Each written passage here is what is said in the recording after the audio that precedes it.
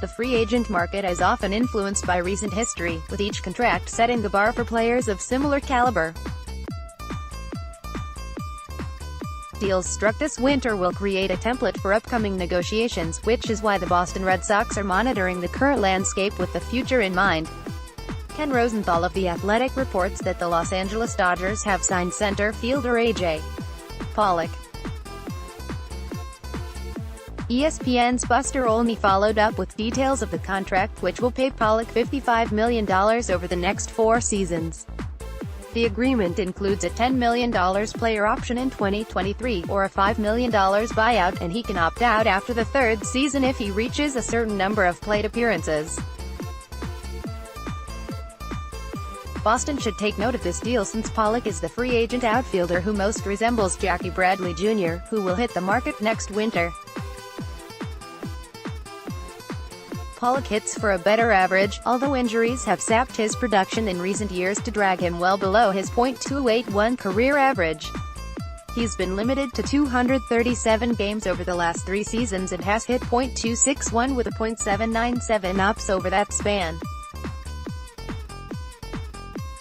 Bradley's career began with a brutal stretch at the plate, but his .250 average and .763 ops since his breakout 2016 season is comparable to Pollock's last few years. The home run power tilts slightly in Pollock's favor coming off a season in which he outpaced Bradley 21-13 in that category despite playing in fewer games. This was the second time in his career that Pollock hit 20 homers, which Bradley has done only once. Bradley's career-high 26 home runs in 2016 are more than Pollock has ever produced in a season, indicating he may have a higher power ceiling, albeit with a lower floor. The days of swiping 30 bases are far behind Pollock, but he's reached double-digit steals in every season in which he's played 75 games. Bradley was given more freedom than ever on the base paths last season when he stole a career-high 17 bases. Each is capable of contributing on the bases. Bradley is an elite defensive center fielder who finally won his first Gold Glove award in 2018 and has averaged 8.8 defensive runs saved since his first full season. Pollock is no slouch in the field though, averaging 8.5 DRS and earning a Gold Glove in 2015. Evaluating their contributions in each aspect of the game shows a similar value between the two players. Pollock missed almost the entire 2016 season due to injury, but he's produced 5.5 WAR in the 2 seasons combined since. Bradley has been worth 5.1 WAR the last 2 seasons and was valued at 5.5 WAR in 2016 alone. While Pollock may be the slightly better all-around player, he's missed significant time over the last few years.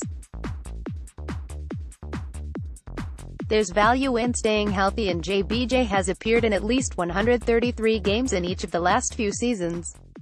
We should expect Bradley to cash in next winter with a deal similar to what Pollock received, with perhaps a few tweaks. Pollock turned 31 last month, while Bradley will turn 30 shortly after the first season of his next deal begins. Since Bradley will essentially be a year younger when he negotiates his deal, he may be able to guarantee a 5th year at a higher salary than Pollock's player option. With fewer health risks, there's less of a need for Bradley's deal to have an opt-out clause tied to plate appearances. Barring a dramatic shift in market conditions over the next year, a 5-year deal in the range of $65 minus $70 million seems about right for Bradley. That would give him a similar average annual value to the first 4 years of Pollock's deal, with the only difference being a guaranteed 5th year, or a player option that doesn't come with a reduced salary. Next, under-the-radar players. Will the Red Sox be willing to pay that much to retain Bradley? There are other priorities to address over the next 2 years. Boston probably can't keep everyone, and JBJ may end up being a payroll casualty if this is what it will take to sign him. If that happens, the defensive wizard's skills in center field will be sorely missed.